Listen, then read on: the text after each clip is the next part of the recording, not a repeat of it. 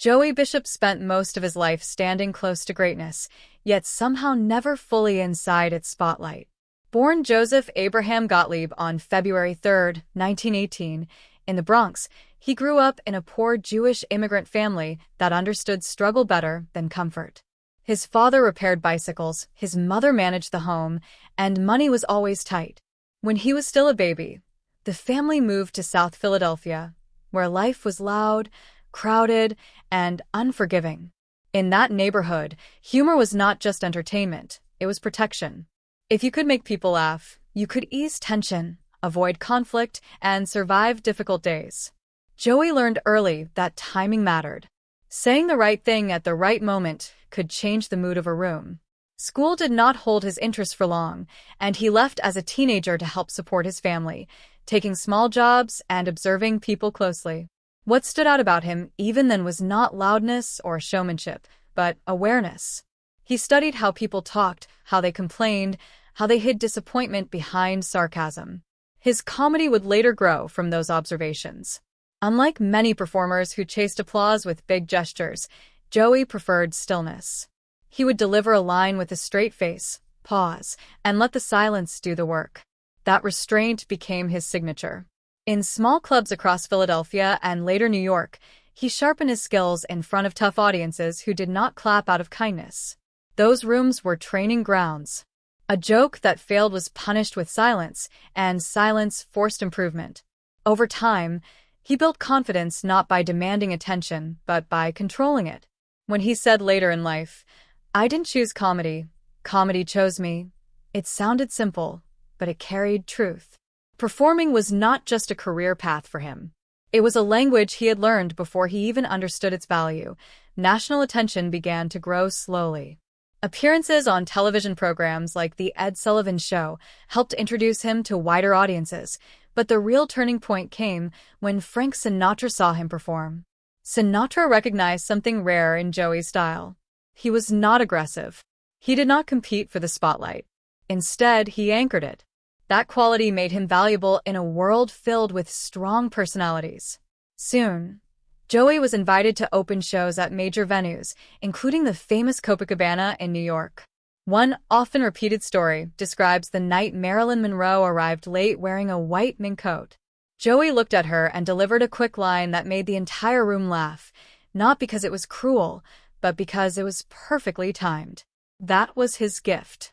When the group later known as the Rat Pack began to take shape, Joey became part of its core circle.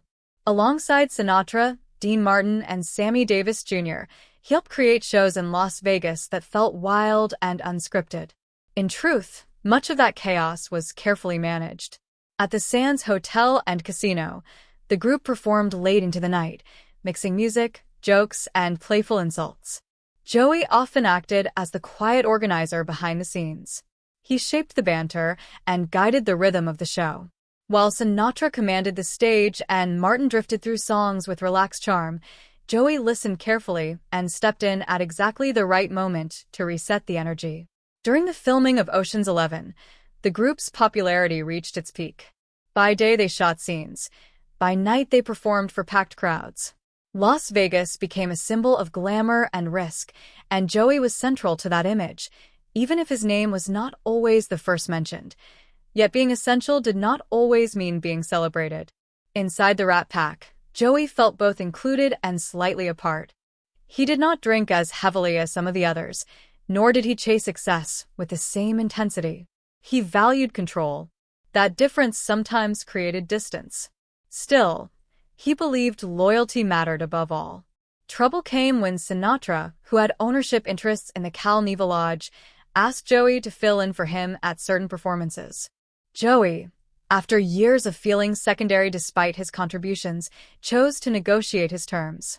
From his perspective, asking for fair compensation and travel arrangements was an act of self-respect. From Sinatra's point of view, it felt like a challenge to loyalty. The disagreement ended quickly and quietly. Sinatra cut him off. Invitations stopped. Projects shifted. In the film Robin and the Seven Hoods, roles changed. At high-profile events, others such as Johnny Carson appeared where Joey might once have stood. The shift was not announced publicly, but it was clear. For Joey, the pain was not just about lost work. It was about being written out of a story he had helped build. He rarely attacked Sinatra in interviews. He did not publish a tell-all book, even when publishers offered large sums of money. Instead, he carried the frustration quietly. He once reacted strongly when described as someone who worked with a Rat Pack occasionally. That single word hurt because it reduced years of shared history to something casual. Over time, as books and documentaries retold the Rat Pack story, his role seemed smaller in the public memory. That quiet erasure weighed on him more heavily than financial loss ever did. After the break, Joey turned toward television with determination. He had already starred in a sitcom titled The Joey Bishop Show, which gave him steady visibility. But in 1967, he made a bold move by launching a late-night talk program on ABC, also called The Joey Bishop Show. The late-night world at that time was largely controlled by Johnny Carson, whose calm authority and loyal audience made competition difficult. Joey's approach was different. He focused on conversation rather than spectacle. He spoke in a measured way, allowed pauses, and encouraged genuine exchange. He brought in a young sidekick named Regis Philbin, giving him his first national exposure. For a moment, the chemistry felt fresh. Some former Rat Pack members appeared as guests, though Sinatra never did. Ratings remained modest, and network politics limited access to certain celebrities. In one controversial episode, Regis appeared to walk off the set during a live broadcast. Later it was revealed that the moment had been staged as a publicity move. The incident drew attention, but not lasting momentum. By 1969, the show was canceled. The end of the program felt like another door closing. Meanwhile, comedy itself was changing. Performers like Richard Pryor and George Carlin were introducing sharper, more confrontational material. Social issues, politics, and personal confession became central themes. Joey's style, controlled, ironic, and subtle, felt old-fashioned in comparison. He did not adapt by becoming louder. Instead, he stayed true to his method. Work became less frequent. Appearances were occasional rather than central.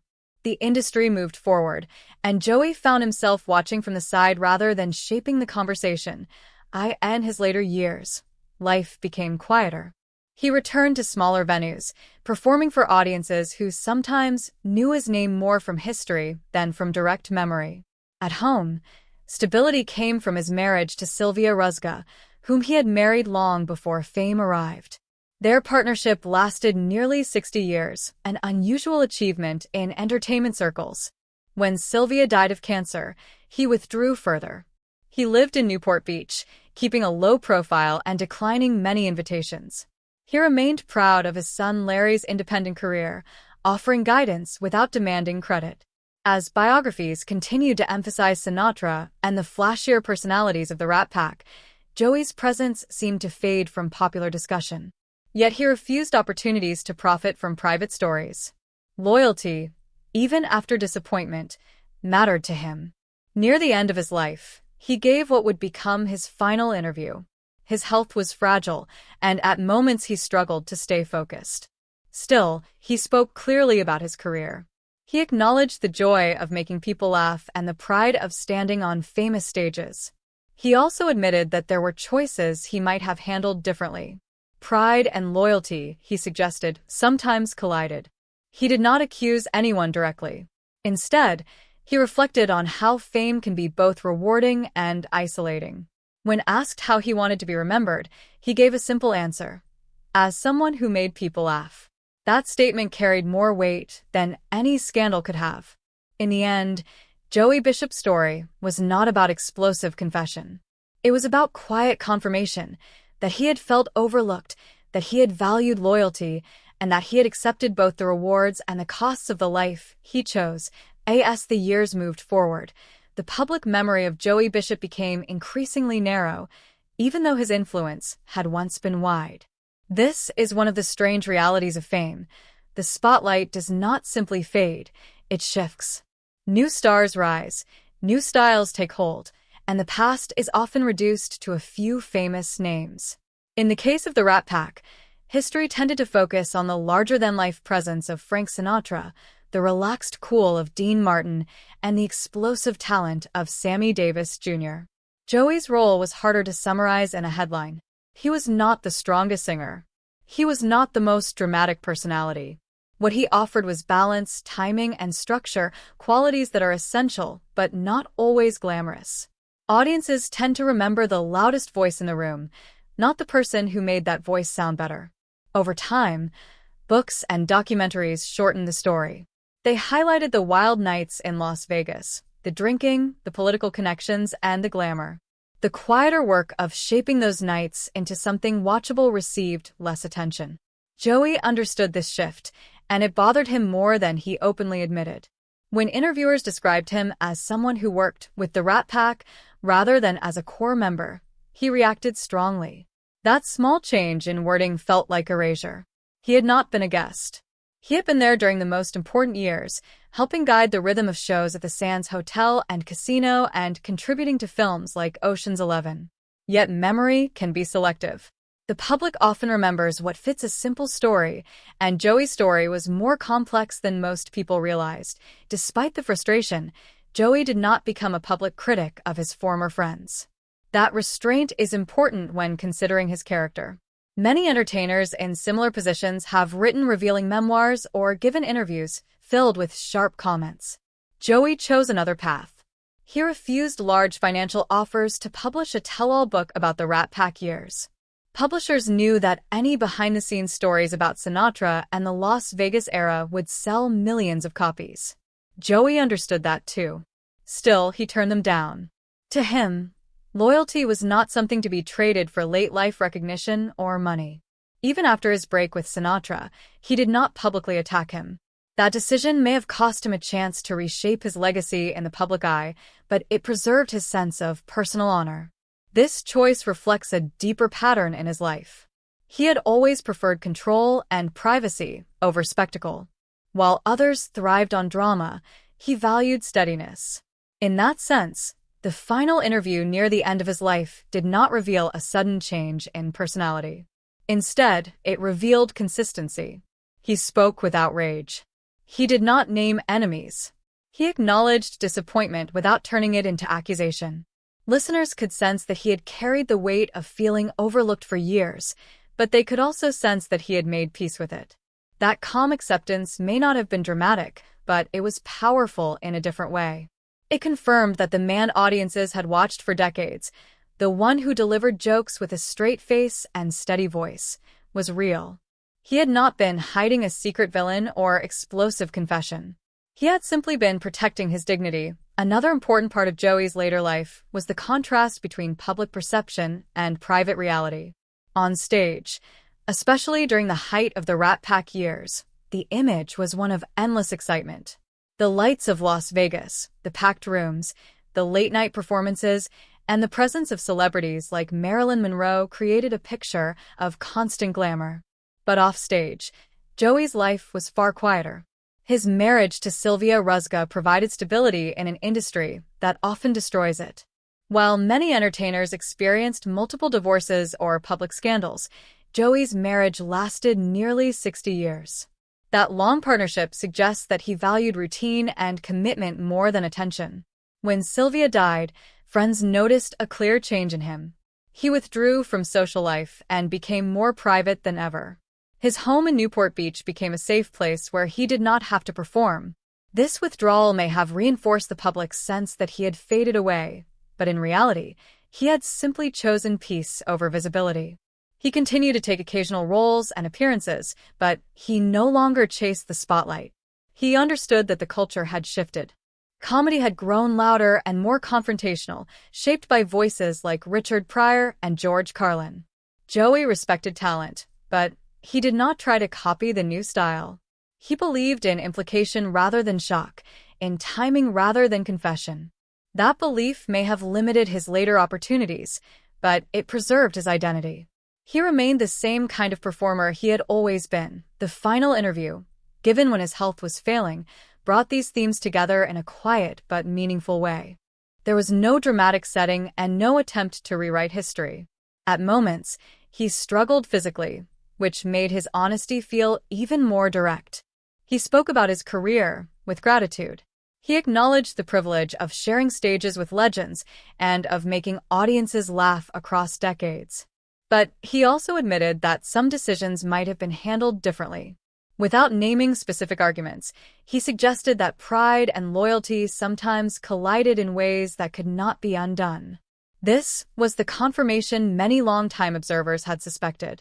They had sensed that behind the calm humor was a man who felt both proud and wounded. In that interview, he did not deny the wound, but he also did not allow it to define him. When asked how he wanted to be remembered, his answer was simple: as someone who made people laugh. He did not mention awards, television history, or the Rat Pack. That simplicity may have been the most revealing part of all. It showed that, in the end, he measured success not by headlines or historical rankings, but by the immediate human connection between performer and audience. The applause might fade, and history books might shorten his role, but the laughter he created had been real. In that sense, Joey Bishop's life confirmed something deeper than public suspicion.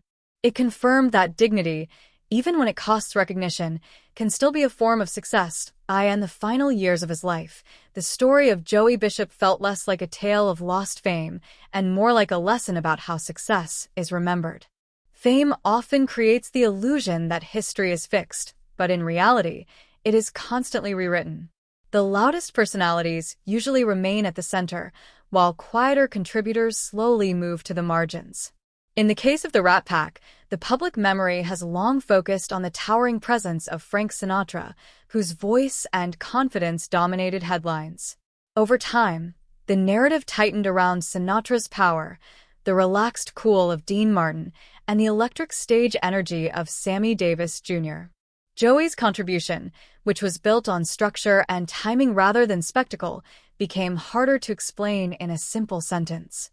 Yet anyone who studies those performances closely can see his fingerprints all over them. At the Sands Hotel and Casino, where the group performed some of its most famous shows, the rhythm of the evening often depended on Joey's ability to guide conversations back on track. When jokes drifted too far or tension rose, he would step in with a calm remark that reset the mood. That ability may not look dramatic in memory, but it was essential in the moment. He was not the storm. He was the anchor. The problem is that anchors are rarely celebrated after the ship reaches shore. As decades passed, younger audiences encountered the Rat Pack through documentaries and films that simplified the story. Joey's name sometimes appeared as a supporting figure rather than a core member. This gradual reduction was not the result of one dramatic decision. It was the slow effect of repetition. When a story is told many times without full detail, the edges fade first.